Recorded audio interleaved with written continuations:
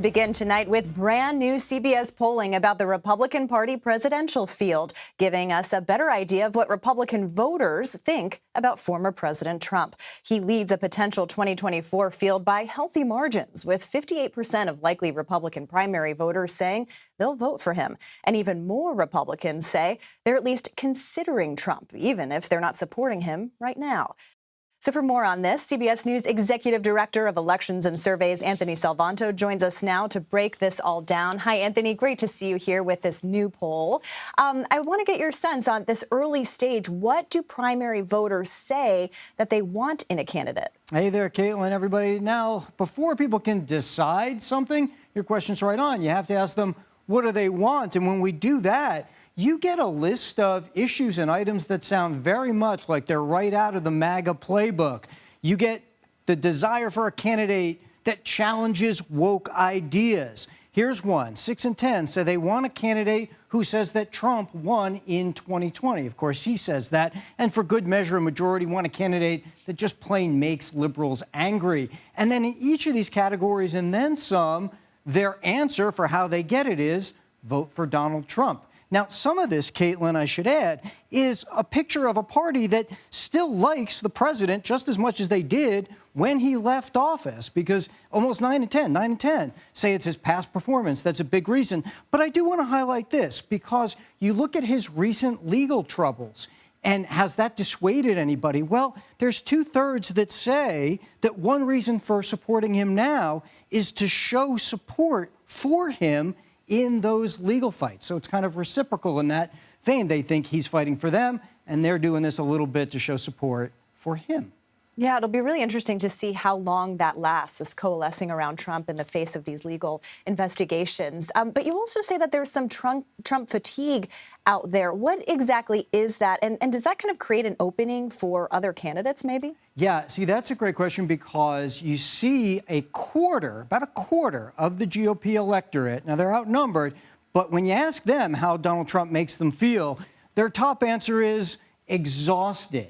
And they also voice concern that he's, quote, too controversial. Now, they're outnumbered at this point, but yes, maybe that becomes an opening for other candidates. And let me show you this final slide. If you break down that primary field this way, there's a bit of a floor under Trump. There's a quarter who say they're only considering him. There's that about a quarter I mentioned who say they're not considering him. But then there's this middle, this 40% who are considering Trump, but also other candidates. And as we go forward, I think that's the area to watch if there is any movement. Yeah, still a long way to go, but this gives us interesting insight as to how voters are thinking about their party. Anthony Salvanto, as always, we thank you. Thank you. So for more on all of this, let's bring in Ed O'Keefe and Robert Costa. Ed O'Keefe is CBS News senior White House and political correspondent, and Robert is CBS News chief election and campaign correspondent. Great to see you here, both of you, for our first episode of America Decides. I want to pick your brains a little bit, because I know we've all been out on the campaign trail covering these early stages of the campaign. But Bob, Anthony picked up on a really interesting nugget in our poll, which, you do have a quarter of Republican voters who say that they aren't considering Trump. And you would think that that could create an opening for these other candidates. But we're still seeing some reluctance on the part of some Republicans to really say anything negative about Trump and get into the race. I mean, it looks like a small field so far. I'm wondering what you make of that. I mean, we do still have a while to go. This poll indicates that we're at a crossroads in the Republican presidential race. Some candidates are looking at Trump's ascendance and their own priorities and saying no thanks. Virginia Governor Glenn Youngkin today, speaking in California, said his focus remains on these off-year elections in Virginia. But you have someone like Senator Tim Scott of South Carolina moving closer to an announcement this month.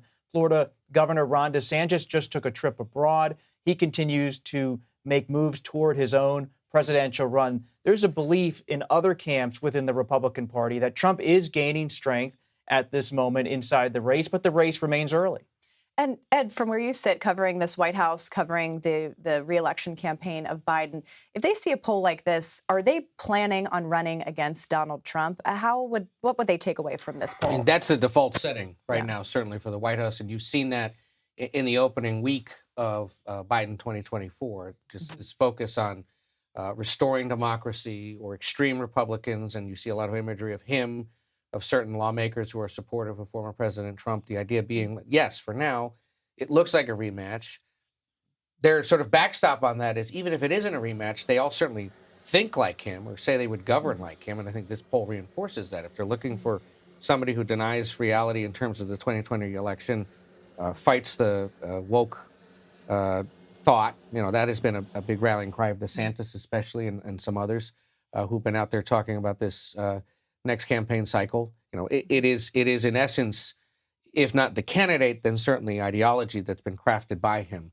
And so they sit there, they're going to see this afternoon and go, see, this is exactly why the strategy we've adopted so far should continue, because clearly Republicans are still, if not completely with him, certainly heavily influenced by him. Yeah, and I think that's why a lot of Republicans want to be drawing this contrast with Biden and not with each other. I mean, Bob, I thought it was interesting last week how President Trump did start to go after Biden heavily in New Hampshire. That was kind of a turn from him because he's been focused a lot about, his own grievances about this investigation. But do you sense a concern within the Republican Party about kind of where they are going in terms of the nominee? Or is there a feeling that there's still a lot of time to go before they really have to start figuring out a way to not have Donald Trump as the nominee? When you look at the CBS News poll, it's evident that so many quarters within the Republican Party, so many voters are still with that Trump vein of ideology, and they're not moving away from it. There are those within the Republican Party, like former Vice President Mike Pence, who sat down with CBS News last week, who would like to see it return to a more traditional conservative message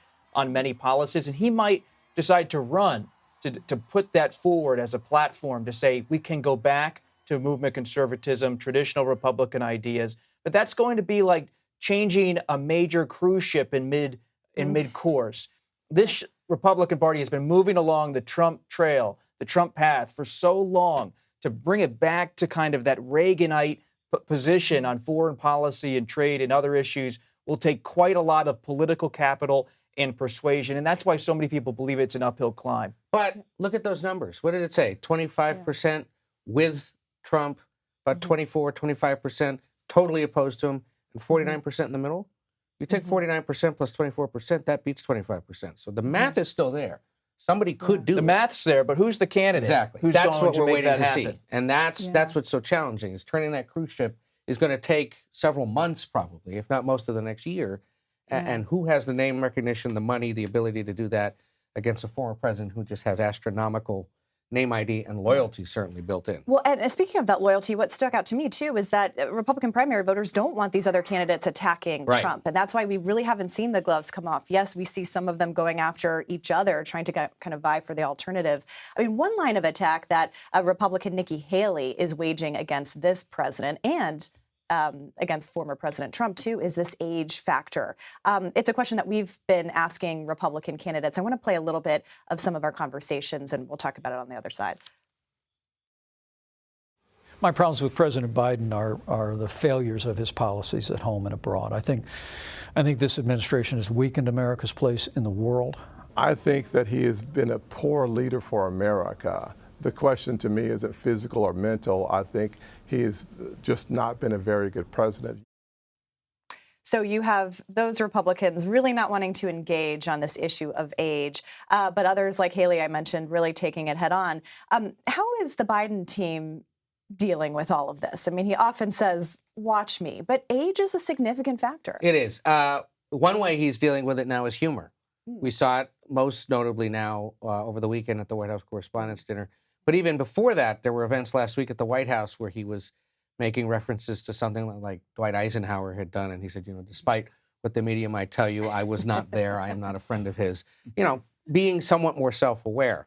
It's cute. It makes us laugh. But I wonder how that helps or hurts him. And does it not reinforce what some have said, which is like, they may like the guy, they may like what he's done, but they just worry he's going to die in office. And Nikki Haley going there in the last week and saying that's what's going to happen. And the question is, 86-year-old die, does Nikki Haley not only go there with Biden, with the president, but does she go there with Trump on the debate stage? We're at this pre-debate moment in the Republican race where these could be breakout moments for someone like Vivek Ramaswamy to say, if he has a young, youthful appearance on stage and navigates the Trump question pretty pretty expertly. He could have a moment. It reminds me of how Pete Buttigieg had a breakout moment back in the 2020 race for how he handled these kind of national televised forums. But for now, they're all just taking these shots at Trump through ads, through their own stops. Will they do it to his face on a debate stage? Of course, that means Trump has to show up at the debates, which isn't necessarily guaranteed. Yeah, that's a really good point. And on the age factor, I mean, we did polling back in August that showed,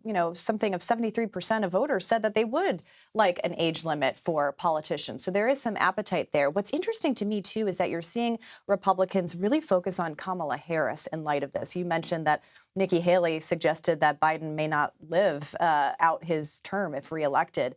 Is the White House, how are Biden folks kind of feeling about Kamala Harris now? I mean, she's going to be in the spotlight for that reason. She is. And it was striking to talk to people who were at the events that the DNC and the Biden reelect held Friday and Saturday for essentially their top donors, people that are going to raise the most money for them. How unsolicited, few of them I spoke to said, and by the way, the vice president was just wonderful. She went table to table. She, shook everybody's hand. She took selfies. She said, I love you. She said, call anytime, which is something she had not done 4 years ago, something she wasn't known to do when she was running for the Senate, but something she now understands she has to do. Okay, so you've scratched the backs of the people most critical to a campaign's bankroll, at least. Now the question is, how do you send her out publicly? The plan is apparently in the works to get her out there more often, keep her talking about abortion rights and other issues that are important to the Democratic base. But they're going to have to address this problem. It keeps coming up. And Haley's attack is a good example of it. She's been on the road talking about abortion rights. I mean, she seems to be arriving right now at her political sweet spot. How did she gain national prominence? She's in the Senate, and she's really questioning Supreme Court nominees on the accountability question when they get nominated for the Supreme Court. So court accountability, Supreme Court accountability. That was her issue that helped her when she ran for president. She didn't win the nomination, but that got her in the conversation in a big way, maybe even helped her get on the national ticket. Now she's back to the same theme, Supreme Court accountability, coupled with abortion rights, which is in that same ballpark. And so you see her now finding that zone, and she's comfortable in that zone. When you watch her on the trail, so yes, she's talking to donors more. That's really interesting reporting. She's giving them more of a touch behind the scenes. But when it comes to her rhetoric, this is where she likes to be. She's not wandering off into some fresh area where she may get challenged. She knows these issues. Yeah, kind of. And you reestablish credibility with the base, worry about swing voters after that. Still a long time until November 2024. But they see these attacks coming from Haley and others, and they definitely know it's a weak spot. Yeah, she'll be in the spotlight for a variety of reasons for that. Bob and Ed, great to have you both with us. And I know that you will be anchoring later this week, both of you. Bob on Thursday and Ed tomorrow, right here. So join us again, and we'll see you then.